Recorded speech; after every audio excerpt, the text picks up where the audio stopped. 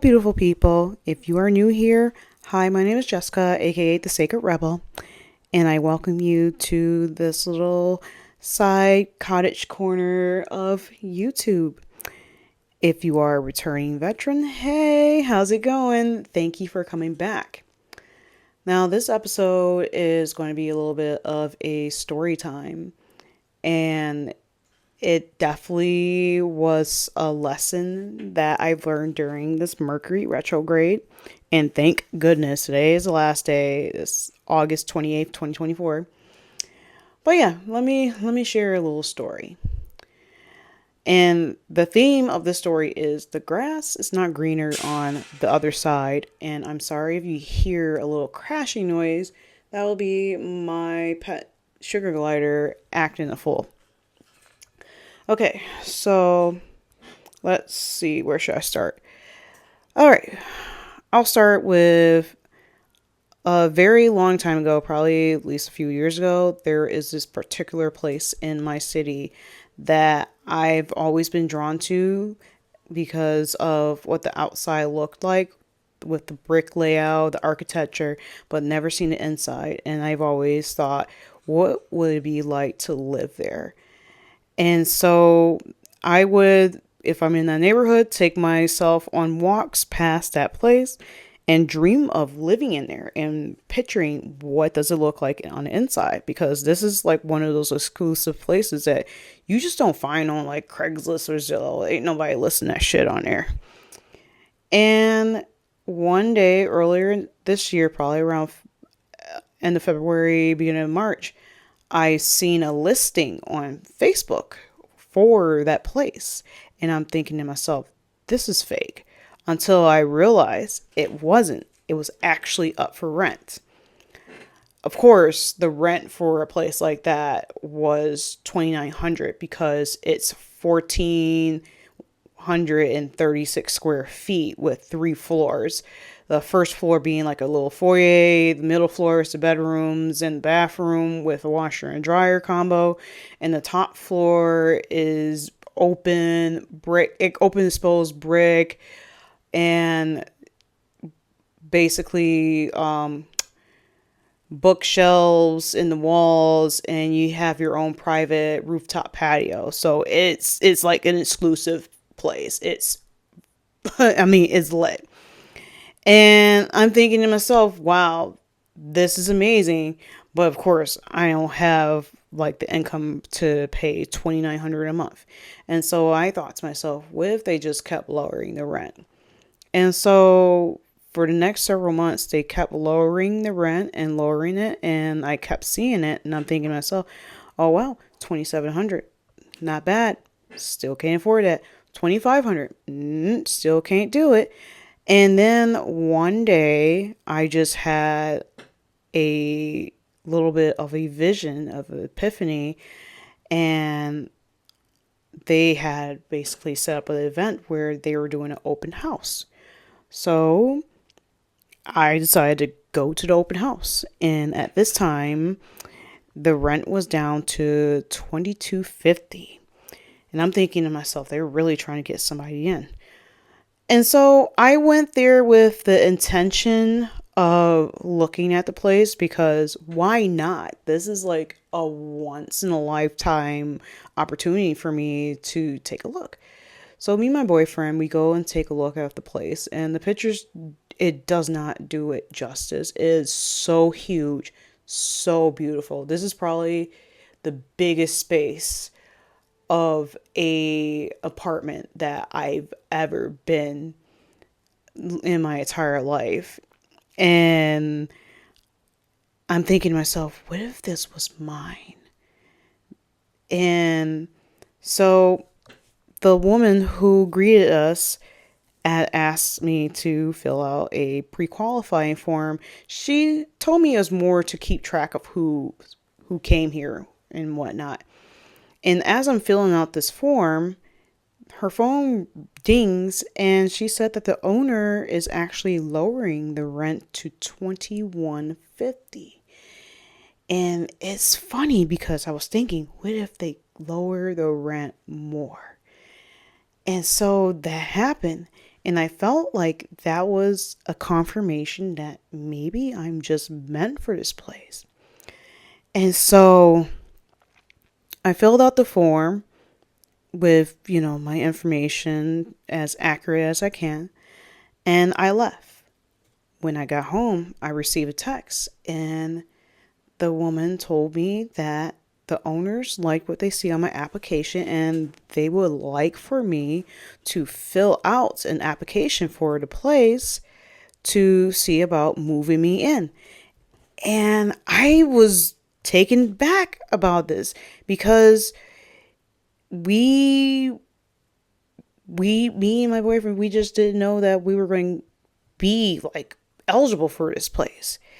And I know the requirements for this place was you have to have a 635 credit score along with some references. And yeah, that was it. And so I told her I needed a day to think about it because they were trying to see if we can sign a lease by the first.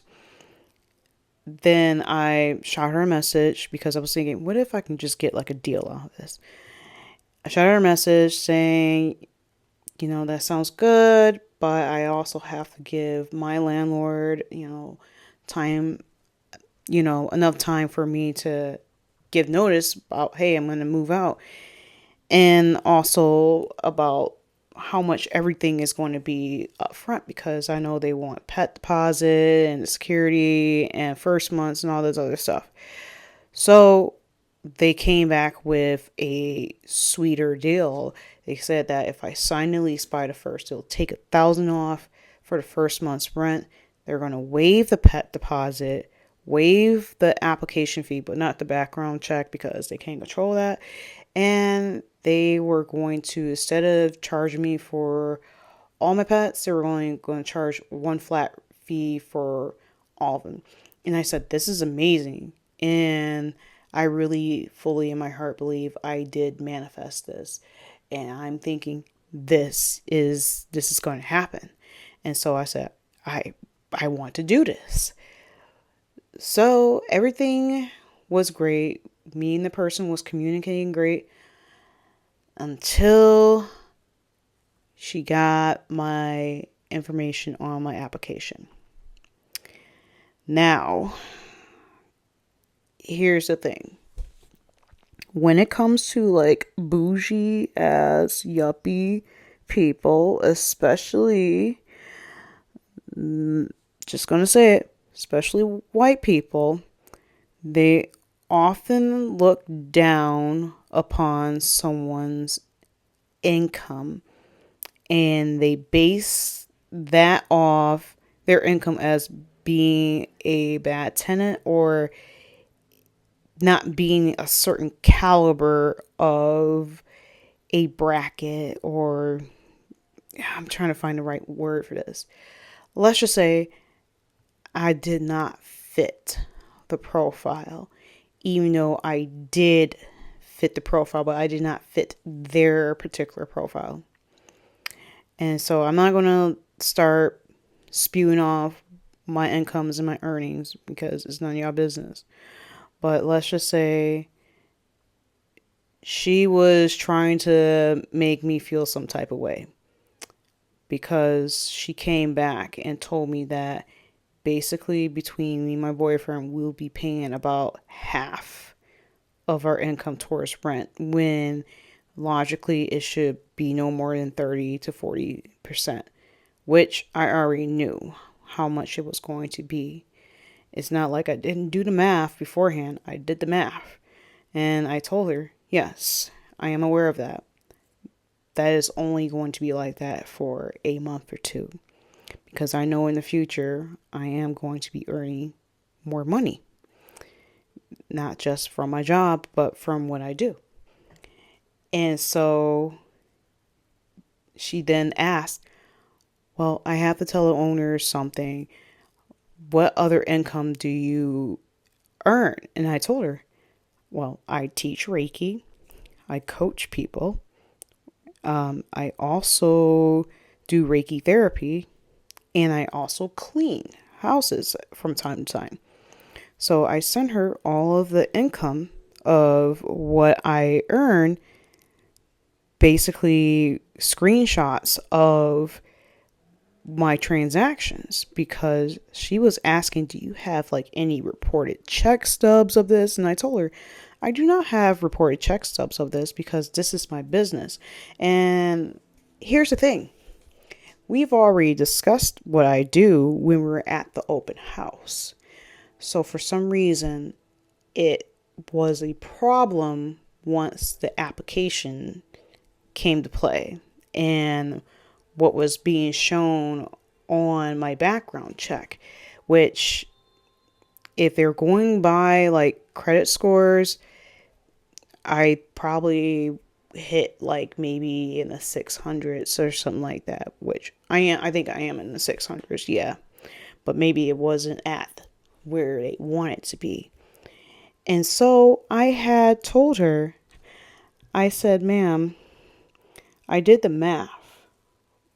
Even though most of our half our income will go to the rent, we still have this left over plus money from what I earn, which clearly it everything we can cover the rent as well as utilities and still live comfortably, because it's not like I have a car or make car payments or pay insurance.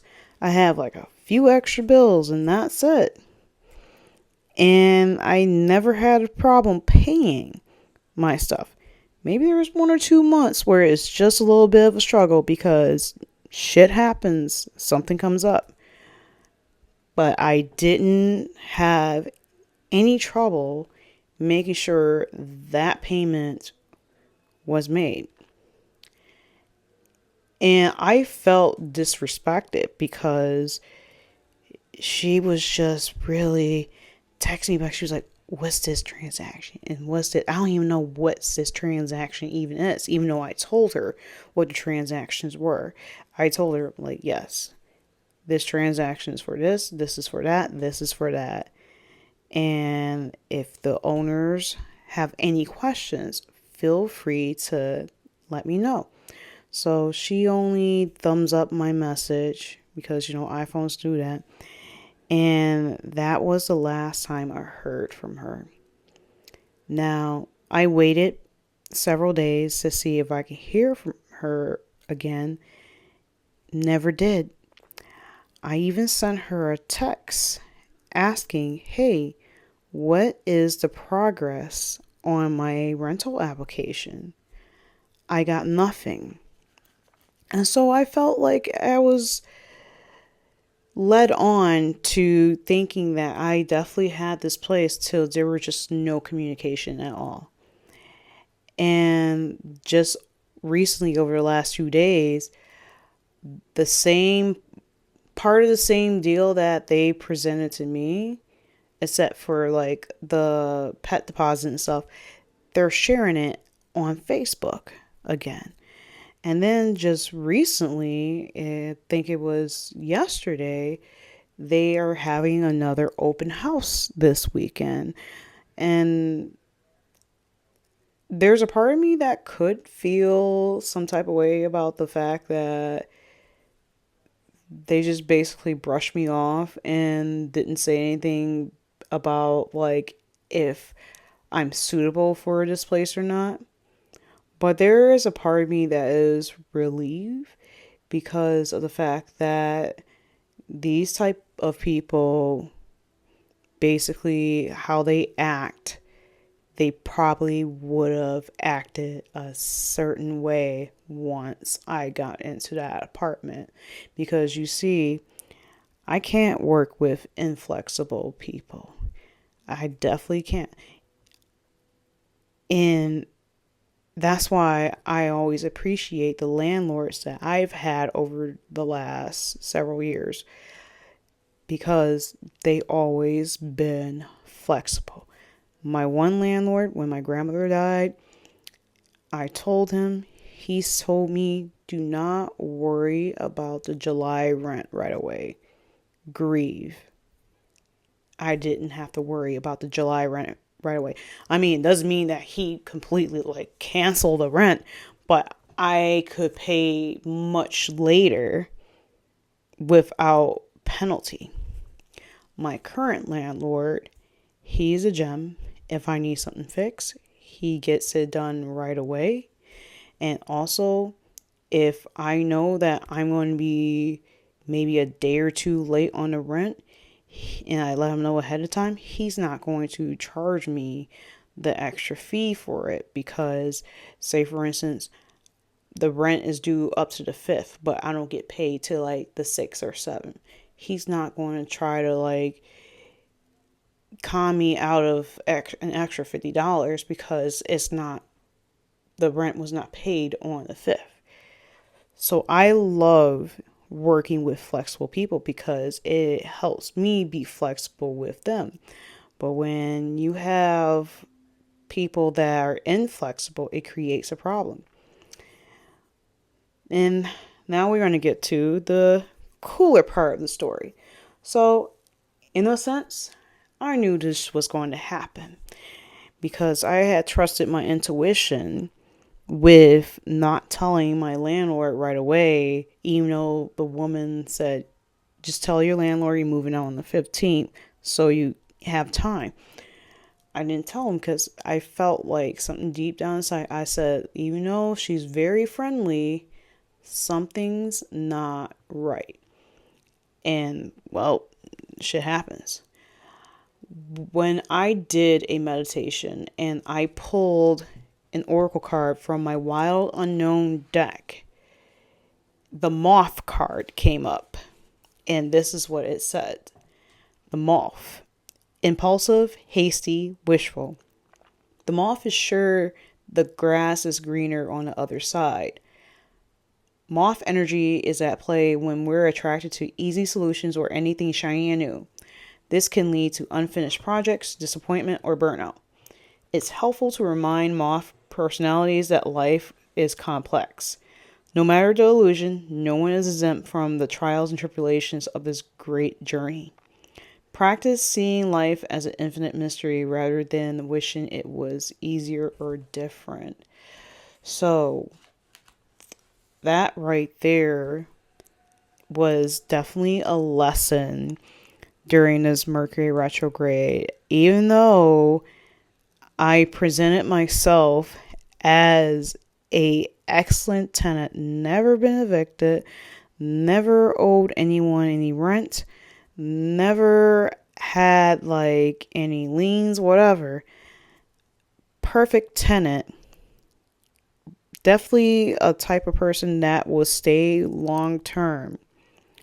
But to the eyes of certain people, I am not worthy of being in that space.